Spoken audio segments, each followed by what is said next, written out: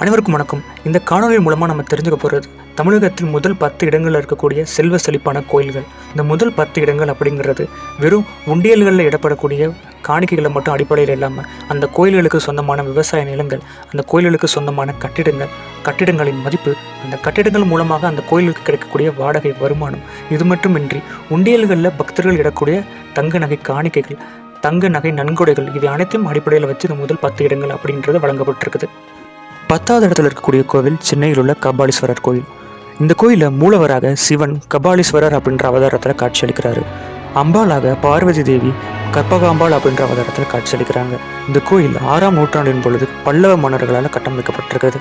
16ஆம் நூற்றாண்டின் பொழுது போர்ச்சுகீசியர்கள் படையெடுப்பின் பொழுது இந்த கோயில் பெரிதும் பாதிக்கப்பட்டிருக்குது.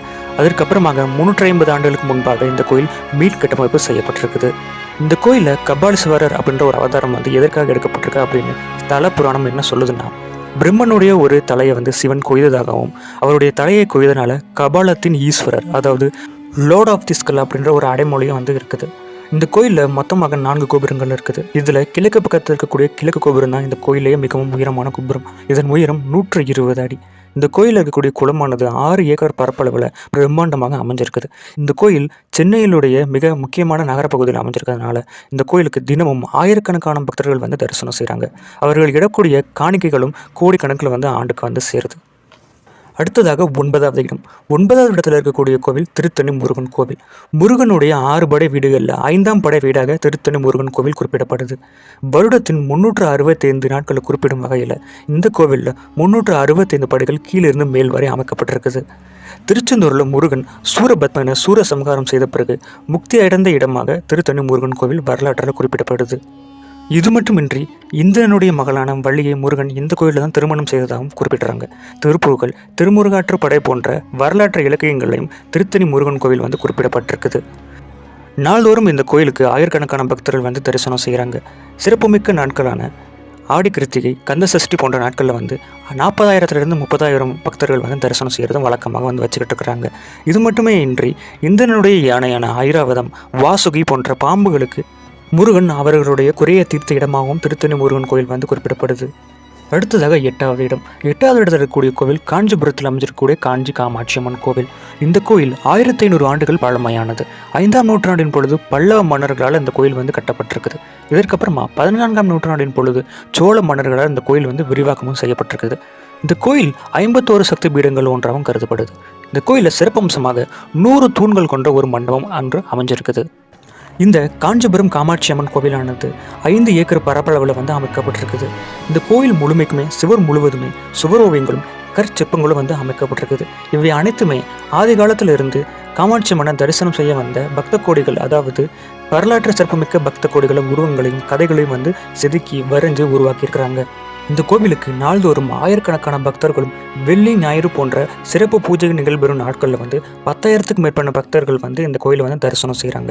அவர்கள் இடக்கூடிய உண்டியல் காணிக்கைகள் அப்படின்றதும் கோடிக்கணக்கில் ஆண்டுக்கு இந்த கோயிலுக்கு வருமானமாக சேருது. அடுத்ததாக 7வது இடம். 7வது இடத்துல அமைஞ்சிருக்க கோவில் தூத்துக்குடி மாவட்டத்தில் இருக்க திருச்செந்தூர் முருகன் கோவில். இந்த கோவில் 3000 ஆண்டுகள் பழமையானது.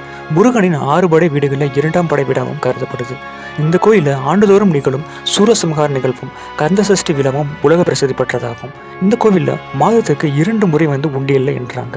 மாதத்துக்கு 2 to 3 கோடி ரூபாய் வரை உண்டியல் காணிக்கையாக மட்டுமே கிடைக்கின்றது.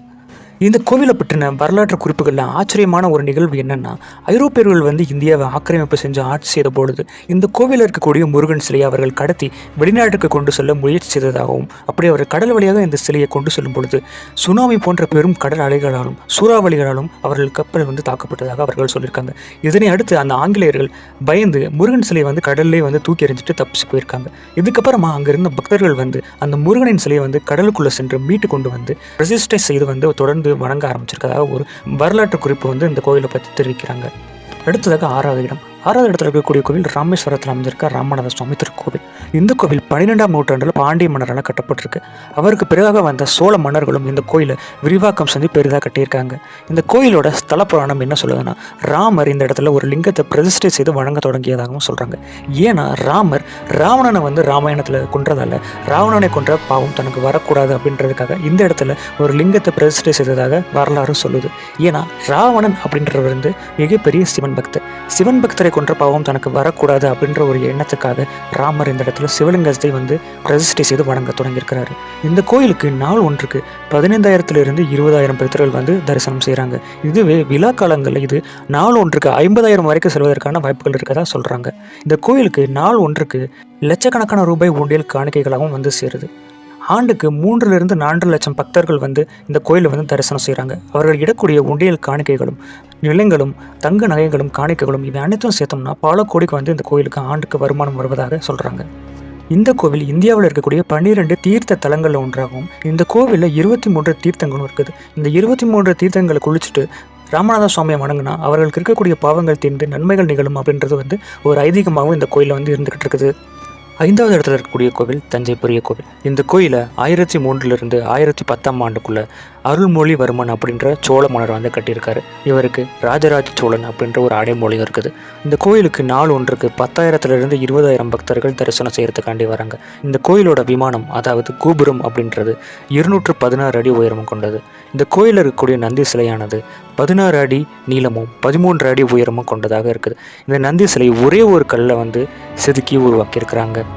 2012 ஆண்டோடு இந்த கோயில் கட்டி 1000 ஆண்டுகள் வந்து நிறைவடைஞ்சிருக்குது. தமிழ்நாட்டில் இருக்கக்கூடிய மிக பழமையான கோயில்களில் இந்த கோவிலும் ஒன்று. 4வது இடத்துல இருக்கக்கூடிய கோவில் திருவண்ணாமலை. திருவண்ணாமலையில் நாள்தோறும் 20,000 to 40,000 பக்தர்கள் தரிசனம் செய்வதற்காக வராங்க. மாதந்தோறும் பௌர்ணமி நாள் அன்று லட்சக்கணக்கான பக்தர்கள் வந்து கிரிவலம் வர்றதையும் வழக்கமாக வச்சுருக்காங்க. இது மட்டுமே இல்லாமல் வருடத்திற்கு ஒரு முறை நடக்கக்கூடிய திருவண்ணாமலை கார்த்திகை தீப திருநாள் அன்று 30 லட்சம் பக்தர்கள் வந்து அங்கே தரிசனம் செய்கிறாங்க. தமிழ்நாட்டில் மட்டுமே இல்லாமல் இந்தியாவில் பல மாநிலங்களிலிருந்து பக்தர்கள் வந்து திருவண்ணாமலைக்கு வராங்க. வெளிநாட்டினர் பல பேரும் திருவண்ணாமலைக்கு வந்து தரிசனம் செய்வதை வழக்கமாக வச்சுருக்காங்க. இங்கே நாள் ஒன்றுக்கு 20,000 to 40,000 பக்தர்கள் தரிசனம் செய்ய வருவதனால அவர்கள் இடக்கூடிய உண்டியல் காணிக்கை அப்படின்றது பல கோடிகளில் வந்து கோயிலுக்கு வந்து சேர்ந்துக்கிட்டு இருக்குது. அடுத்ததாக 3வது இடம். 3வது இடத்துல இருக்கக்கூடிய கோயில் மதுரை மீனாட்சி அம்மன் கோயில். இந்த கோயில் 2000 to 3500 ஆண்டுகளுக்கு முன்பாக மதுரையை ஆண்ட குலசேகர பாண்டியன் அப்படின்ற ஒரு பாண்டிய மன்னரால் கட்டப்பட்டுச்சு. அவருக்கு அப்புறமாக மாரவர்மன் சுந்தரபாண்டியன் அப்படின்ற இன்னொரு பாண்டிய மன்னரால் இந்த கோயில் விரிவாக்கம் செய்யப்பட்டு பெருசாக கட்டப்பட்டுச்சு. இதற்கிடையே 14ஆம் நூற்றாண்டின் பொழுது மாலிக் கஃபூர் அப்படின்ற வடநாட்டிலிருந்து வந்த ஒரு வீரனால் இந்த கோயில் பெரிதும் சேதப்படுத்தப்பட்டுச்சு. அங்கே இருக்கக்கூடிய பொருட்கள் தங்கங்கள் எல்லாமே கொள்ளையடிக்கப்பட்டுச்சு. இதற்கப்புறமா 16, 17ஆம் நூற்றாண்டின் பொழுது மதுரை ஆண்ட நாயக்க மன்னர்களால் இந்த கோயில் மீள்கட்டமைப்பு செய்யப்பட்டு விரிவாக்கமும் செய்யப்பட்டுச்சு. இந்த கோயில் வந்து பார்த்தோம்னா இந்த கோயிலில் மொத்தமாக 4 வாசல்கள் இருக்குது. மொத்தமாக 8 கோபுரங்கள். இந்த கோபுரங்களில் தெற்கு பக்கத்தில் இருக்கக்கூடிய தெற்கு கோபுரம் தான் இருக்கிறதுலே மிகவும் உயரமான கோபுரம். இதனோட உயரம் 170 அடி. இந்த கோயிலில் மூலவராக சுந்தரேஸ்வரரும் அம்பாளாக மீனாட்சி அம்மனும் இருக்கிறாங்க. இந்த மீனாட்சி அம்மனோட சிலை மரகத கற்களால் செய்யப்பட்டிருக்குது. இந்த கோயிலுக்கு நாள்தோறும் 15,000 to 25,000 பக்தர்கள் வந்து தரிசனம் செய்கிறாங்க. இந்த கோயில் மொத்தமாக 15 ஏக்கரில் அமைக்கப்பட்டிருக்குது. இந்த கோயிலில் 30,000 கற்சிற்பங்களும் இருக்குது. இந்த கோயிலோட சிறப்பம்சமாக 1000 கால் மண்டபம் அப்படின்ற ஒரு விஷயமா அமைஞ்சிருக்குது. அடுத்ததாக 2வது இடம். 2வது இடத்துல இருக்கக்கூடிய கோவில் திருச்சியில் இருக்க ஸ்ரீரங்கம் ரங்கநாத சுவாமி கோவில். இது ஸ்ரீரங்கம் அப்படின்ற ஒரு குட்டி தீவில் வந்து அமைஞ்சிருக்கு. இந்த தீவு காவிரி ஆற்றுக்கு நடுவில் வந்து அமைஞ்சிருக்கு. இந்த கோயிலோட மொத்த பரப்பளவு 156 ஏக்கர். இந்த கோயிலில் மொத்தமாக 21 கோபுரங்கள் இருக்குது. இதில் ராஜகோபுரம் அப்படின்ற கோபுரம் 286 அடி உயரம். இது ஆசியாவிலேயே ஒரு மிக உயரமான ஒரு கோபுரங்கள்னு ஒன்று. இந்த கோயில் 1ஆம் நூற்றாண்டில் கட்ட தொடங்கப்பட்டுச்சு. அதாவது சங்க காலம். முற்கால சோழர்கள் அப்படின்ற சோழர்களால் கட்டமைக்க தொடங்குச்சு. இதற்கப்புறமா பாண்டிய மன்னர்களாலும் ஹொய்சால மன்னர்களாலும் இந்த கோயில் வந்து விரிவாக்கம் செய்யப்பட்டுச்சு. இந்த கோயில் பூமியில் இருக்கக்கூடிய ஒரு வைகுண்டம் அப்படின்ற ஒரு சிறப்பு அம்சமும் பெற்றிருக்குது. அடுத்ததாக முதல் இடத்துல இருக்கக்கூடிய கோயில் பழனியில் சிவகிரி அப்படின்ற ஒரு மலையில் அமைஞ்சிருக்கக்கூடிய தண்டாயுதபாணி முருகன் கோயில். இந்த கோயிலில் இருக்கக்கூடிய மூலவர் சிலையான முருகன் சிலை போகர் அப்படின்ற ஒரு சித்தரால் நவபாசனங்கள் கொண்டு உருவாக்கப்பட்டிருக்குது. இந்த கோயிலில் மொத்தமாக 693 படிகள் இருக்குது. கீழிருந்து மேலே முருகனை தரிசனம் செய்ய போவதற்காக ரோப்கார் வசதிகளும் இந்த கோயிலில் வந்து அமைச்சிருக்கிறாங்க. இந்த கோயிலுக்கு சேரர்கள், சோழர்கள், பாண்டியர்கள் என பல்வேறு தமிழ் மன்னர்கள் வந்து நன்கொடைகளையும் முருகனுக்கு அவர்களுடைய சேவைகளையும் வந்து செஞ்சுருக்கிறாங்க. இந்த கோயிலுக்கு நாள்தோறும் 50,000 to 1 லட்சம் பக்தர்கள் வந்து தரிசனம் செய்கிறாங்க. ஆண்டுக்கு 30 லட்சத்திலிருந்து 50 லட்சம் பக்தர்கள் வந்து தரிசனம் செய்கிறாங்க. இந்த கோயில் ஆண்டுக்கு 100 to 200 கோடி ரூபாய் மதிப்பிலான பொருட்களையும் தங்கங்களையும் காணிக்கையாக வந்து பெறுது.